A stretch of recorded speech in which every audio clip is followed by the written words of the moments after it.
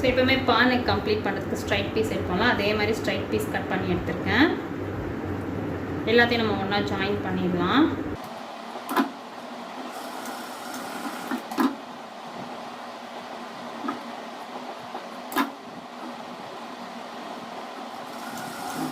So இப்போ எல்லா பீஸும் ஜாயின் பண்ண அப்புறம் ஒரு பக்கம் சின்னதாக ஃபோல்ட் பண்ணி எடுத்துடலாம். ஒரே ஒரு ஃபோல்டு. ஆல்ரெடி உங்களுக்கு பானைக்கில் சொல்லி கொடுத்த சேம் தான்.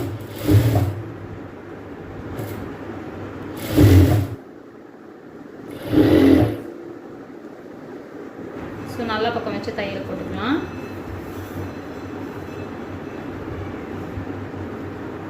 இது வந்து பானைக்கு பேக்கில் பானைக்கில் தான் ஸ்டார்ட் பண்ணுறோம் அப்படின்றதால இங்கே வந்து நம்ம இந்த ஷேப் வர இடத்துல மட்டும் ஃப்ளீட் மாதிரி வச்சா போதும். நல்லா பார்த்துக்கோங்க.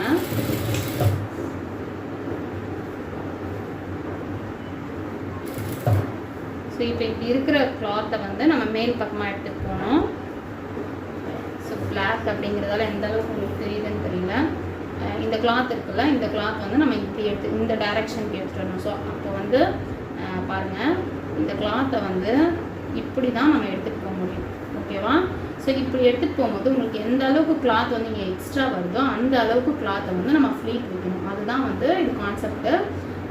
ஸோ அது நீங்கள் ப்ராக்டிஸ் ஆக உங்களுக்கு என்ன பண்ணுறோம் அப்படிங்கிறது புரிஞ்சிடும். ஃபஸ்ட்டு வந்து இந்த பானைக்கு ஃபினிஷ் பண்ணுறதுக்கு ரொம்ப கஷ்டப்படுவாங்க எல்லோரும். ஜஸ்ட் இவ்வளோ தான். இந்த கிளாத்தை இப்படியே பிடிச்சிக்கோங்க. இதை வந்து நம்ம இப்படி எடுத்துகிட்டு போகணும். அந்த மேலே போதில்ல அந்த லைனுக்கு எடுத்துகிட்டு போகணும். ஸோ அந்த லைனுக்கு எடுத்துகிட்டு போனோம்னா நமக்கு வந்து இங்கே இந்த அளவுக்கு சுருக்கம் வரும். ஸோ இந்த சுருக்கத்தை வந்து நம்ம இங்கே ஃபோல்ட் பண்ணி விட்டுட்டு தையல் போட்டோம் அப்படின்னா நமக்கு வந்து அந்த பானைக்கு நீட்டாக ஃபினிஷ் ஆகிடும். ஸோ இங்கே பாருங்கள், இப்போ இதை நான் அப்படியே பிடிச்சிருக்கேன். பிடிச்சிட்டு இந்த தையலை வந்து அப்படியே அந்த பா ஷேப்லேயே எடுத்துகிட்டு வரேன். ஓகேவா? ஸோ எடுத்துகிட்டு வந்த அப்புறம் நீடில் உள்ளே போட்டுட்டு திரும்பி டர்ன் பண்ணி அப்படியே ஸ்ட்ரைட்டாக எடுத்துகிட்டு வரலாம். ரவுண்டு வர இடத்துல மட்டும் நம்ம குட்டி குட்டியாக ஒரு 3 ஃப்ளீட் வச்சோம்ல பானைக் ப்ளவுஸில், அந்த மாதிரி வச்சுக்கலாம். இல்லைனா நீங்கள் இது உங்களுக்கு கஷ்டமாக இருந்தால் ஃப்ரண்ட்டில் வந்து கிராஸ் பீஸும் பேக்கில் வந்து ஸ்ட்ரைட் பீஸுமே வச்சு கூட கம்ப்ளீட் பண்ணலாம்.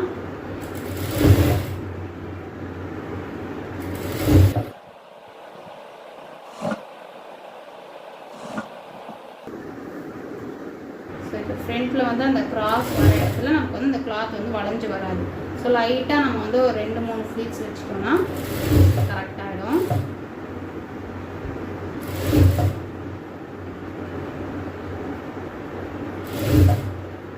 ஸோ ஒரு சைடு 3 ஃப்ளீட் வச்சுட்டோம். இப்போ மிடில் வந்தாச்சு. நெக் சைடும் நம்ம 3 ஃப்ளீட் வச்சுட்டோம்னா நம்மளோட நெக் வந்து அழகாக கம்ப்ளீட் ஆகிடும். அந்த ஃப்ளீட் வச்ச உடனே உங்களுக்கு வந்து நல்லா கிளாத் வந்து அந்த மெயின் பீஸ்க்கு ஏற்ற மாதிரி டர்ன் ஆகி வரும். குட்டியாக ஃப்ளீட் வச்சா போதும்.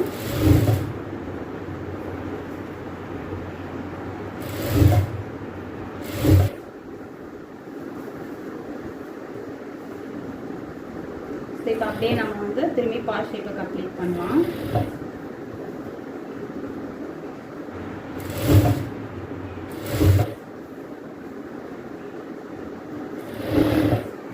அந்த ஷேப் வர்றதுக்கு முன்னாடியே நீங்கள் அரேஞ்ச் பண்ணிடுங்க. அப்போ தான் வந்து உங்களுக்கு அந்த இடத்துல வந்த உடனே என்ன பண்ணணும் அப்படிங்கிறது கரெக்டாக வரும்.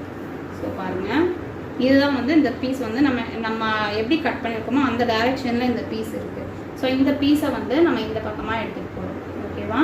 ஸோ இந்த பீஸை வந்து இந்த பக்கமாக எடுத்துகிட்டு போகும்போது நமக்கு எந்த அளவுக்கு கிளாத் வருதோ அந்த கிளாத்தை நம்ம இப்படியே ஃபோல்ட் பண்ணி விடுறோம். ஓகேவா? ஃபோல்ட் பண்ணி விட்டுட்டு தையல் போடுறோம். அந்த பால் ஷேப் எப்படி அந்த பால் ஷேப் இருக்குமோ அதே மாதிரி தையல் போடுறோம். அப்புறம் அப்படியே டர்ன் பண்ணிக்கலாம். டர்ன் பண்ணி கம்ப்ளீட் பண்ணிடலாம். ஸோ நம்ம நெக்கெல்லாம் கம்ப்ளீட் பண்ணியிருக்கோன்றதால இங்கே எந்த அளவுக்கு கிளாத் விட்டோமோ அதே அளவு தான் இங்கே விடணும். அதிகமாக வந்துடக்கூடாது. அப்படி விட்டுட்டோம்னா நமக்கு அப் அண்ட் டவுன் வர ஆரம்பிச்சிடும். ஸோ கம்ப்ளீட் பண்ணியாச்சு. இப்போ வந்து இந்த ஷேப் இருக்குல்ல, பாஸ் ஷேப் இருக்குல்ல, இங்கே நம்ம ஒரு சுருக்கம் கொடுத்தாலும் அந்த இடத்துல கரெக்டாக எட்ஜ் வரைக்கும் நாச்சு போட்டுக்கோங்க, த்ரெட்டு கட் ஆகாமல். அதுக்கப்புறம் அந்த சைடில் இருக்கிற பாவையும் நம்ம நாச் போட்டுக்கலாம். அதுக்கப்புறம் ரவுண்ட் ஷேப் போட்டிருக்கோம், அந்த இடத்துல நீங்கள் லைட்டாக நாச் போட்டு ஸ்டிச் பண்ணிட்டீங்கன்னா உங்களோட பேக் ஓப்பன் ப்ளவுஸ் கம்ப்ளீட் ஆகிடும். இது வந்து கண்டிப்பாக போடணும்னு அவசியம் இல்லை, பட் போட்டால் சுருக்கம் இல்லாமல் இருக்கும். நான் எல்லா வீடியோலையும் சொல்லியிருக்கேன் இது. ஸோ இப்போ கட்டெல்லாம் கொடுத்தாச்சு. இப்போ வந்து நம்ம படிமான தையல் போட்டுக்கலாம். அழகாக இப்படி ஃபோல்ட் பண்ணி, அதுக்கு முன்னால் உங்களுக்கு அந்த ஃபோல்டிங்கை விட அதிகமாக கிளாத் இருக்கிற மாதிரி இருந்ததுன்னா லைட்டாக ட்ரிம் பண்ணிவிடுங்க. ட்ரிம் பண்ணிவிட்டு இப்படி ஃபோல்ட் பண்ணி படிமான தையல்.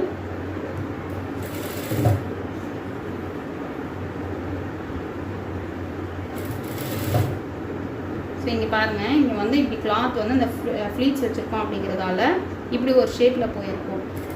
ஸோ அது வரைக்கும் நம்ம வந்து எடுத்துகிட்டு வரலாம். தையல் எடுத்துகிட்டு வந்துட்டு அதுக்கப்புறம் நீடில் தூக்கிடுங்க. நீடில் தூக்கிட்டு இப்படி டேர்ன் பண்ணிக்கோங்க. அடுத்த பக்கம், அடுத்து எந்த பக்கம் நமக்கு அந்த பா ஷேப் டேர்ன் ஆகுதோ அந்த பக்கமாக டேர்ன் பண்ணிவிடுங்க. டேர்ன் பண்ணிவிட்டு திரும்பி படிமான தையல்.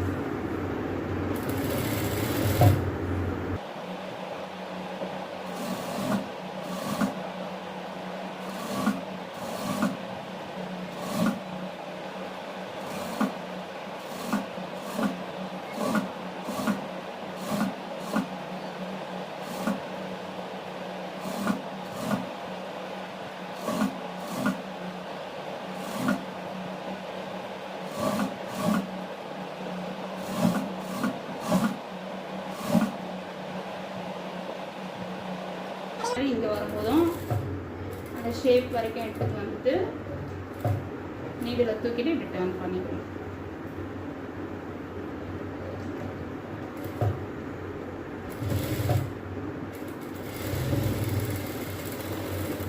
ஸோ கம்ப்ளீட் பண்ணிட்டோம்.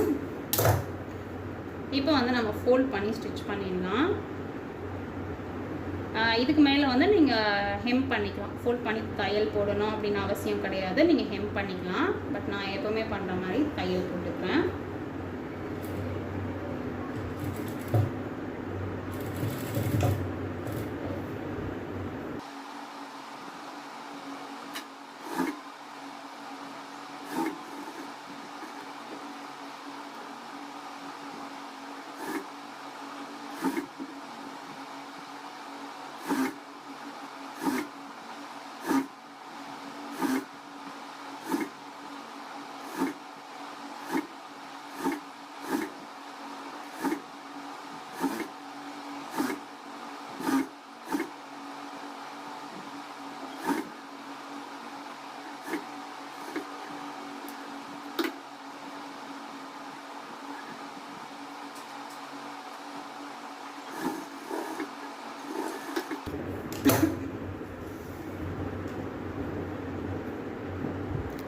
ஸோ நம்மளோட பேக் ஓப்பன் ப்ளவுஸ் அழகாக ரெடி ஆகிடுச்சு.